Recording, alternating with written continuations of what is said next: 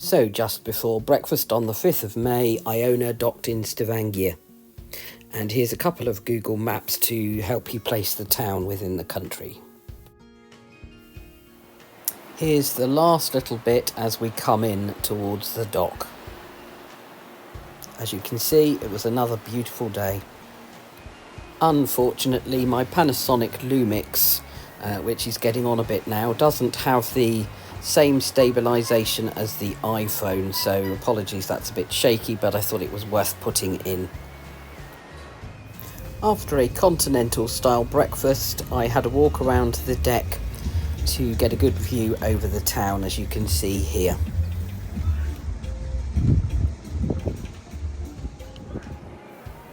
And then looking back across the harbour to the more modern area which I will be walking to. And then you can see the islands all linked up by bridges. And just to set a little bit of expectation here, this is my holiday footage. I'm not a monetised YouTuber, so I'm happy to take you along for the ride, but I'm not going to give you amazing commentary in every location, because this is just my record. But I do hope you enjoy it, and feel free to comment. Thanks. Unfortunately for the locals, the ship rather looms over the old part of the town, which we'll be visiting shortly. So I left the ship at 9 o'clock. So first I walked around the area marked in red on the map, Uvre Strandgarten. And apologies to my Norwegian friends for the mispronunciations I'm going to manage throughout this video. Anyway, the old town, all painted in white, was very beautiful, very quaint, and very quiet at that time in the morning. No doubt the locals were in hiding from everybody coming off the ship, and who can blame them? I really liked this next door. I don't know if it was meant to be shabby chic or whether they were in the middle of sanding it off to repaint.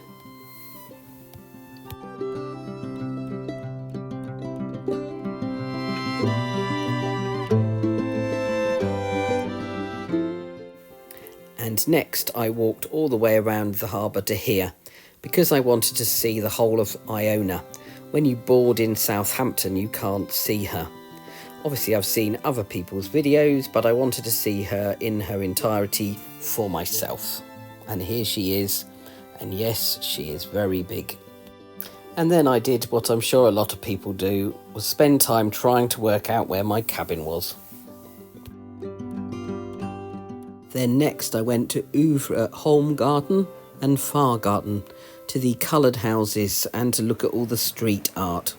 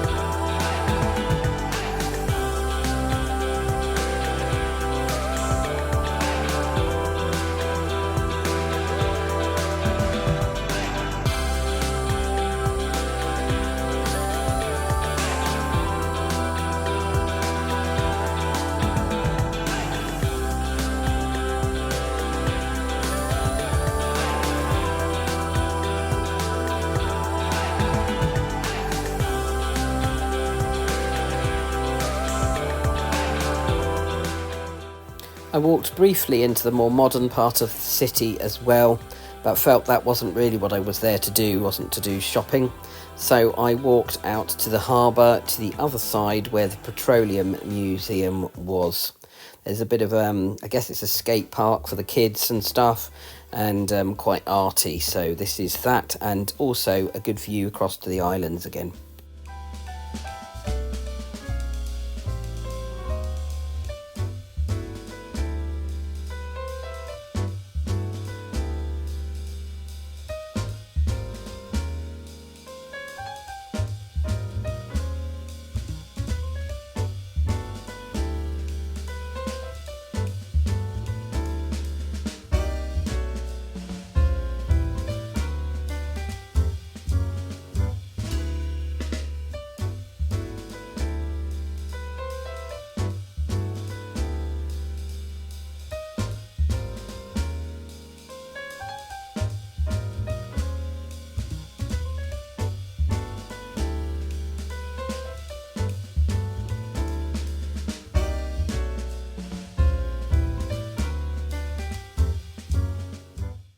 That's a ho-ho bus, a hop on, hop off, and we'll make use of that later.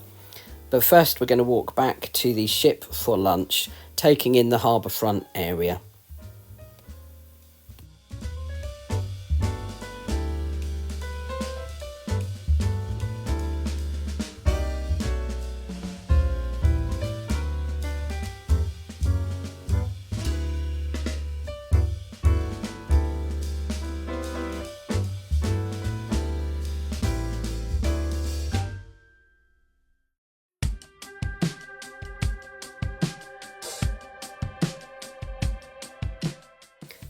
And as we turn and look at the stern of the ship, look towards the top and you can see the infinity pool, which I will have shown you in the Iona video. I took a dip. If I ever get to visit the town again, I will go into the Viking Museum. I didn't quite make that one this time.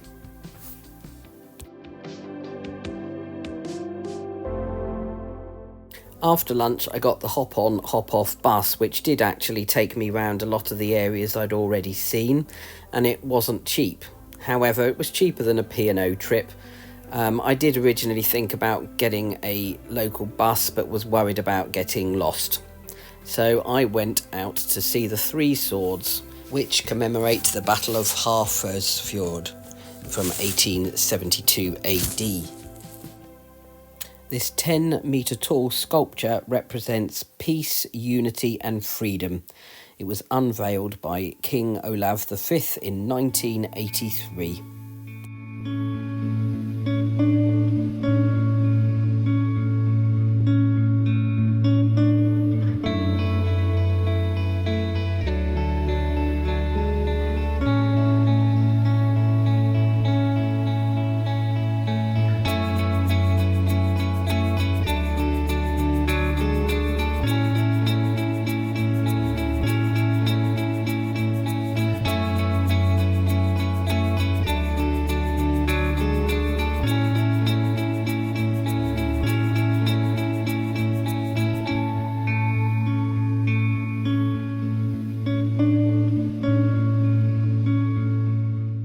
It was a very beautiful and peaceful location, and that was certainly a benefit of the hop-on, hop-off bus, as you didn't have to rush away. You could spend as long as you wanted, well, within reason of getting back to the ship in time.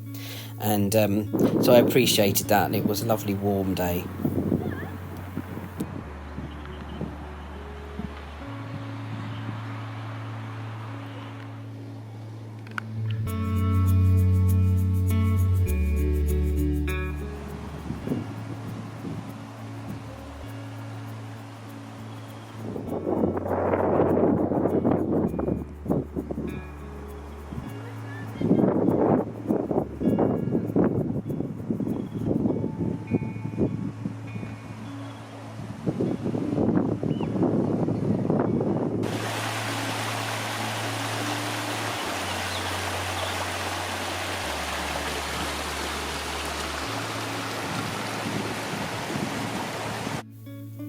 So then it was time to leave the Three Swords and head back into town.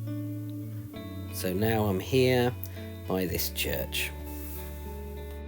And behind that is a small lake with fountains and other sculptures and areas of interest.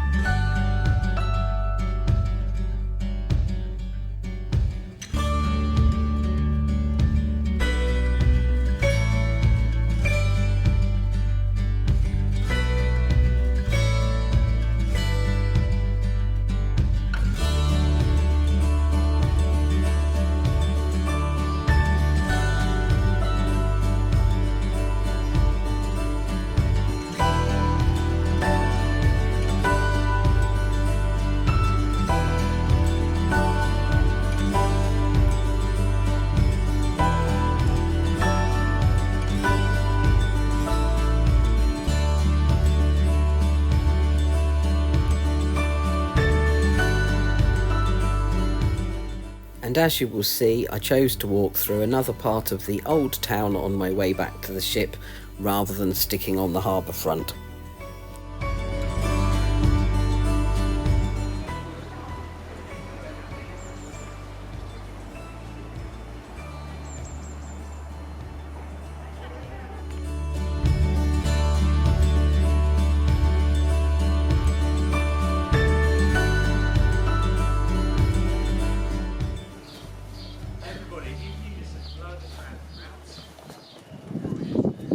So there was a film crew around all day with an English sounding director. Love to know what that was about.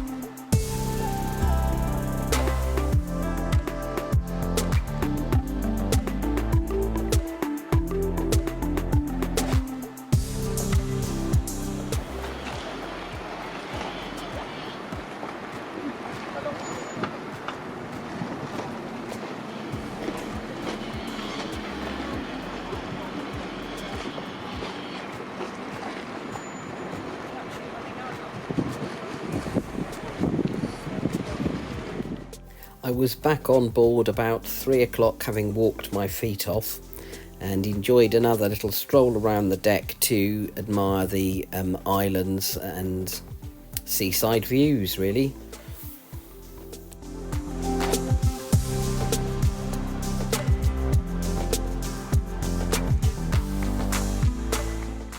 The mists rolled in briefly, probably around 3:30, 4 o'clock. These are some of the rib ride trips. I don't know if those people were coming back to our ship.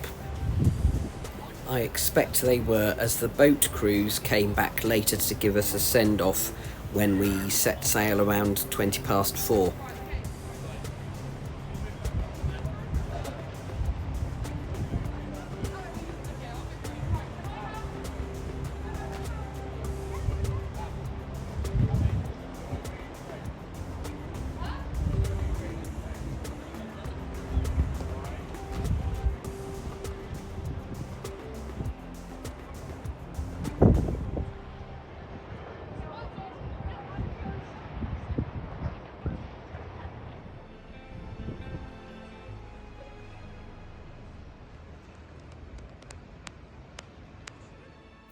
The skipper of this boat was doing actions to the music that he was playing, which I can't play to you because of copyright issues, but it was a bit of fun. And then Iona headed back out to sea to our next destination. But what a lovely town or city that was, and I would happily visit again. There were plenty of things I didn't get to do.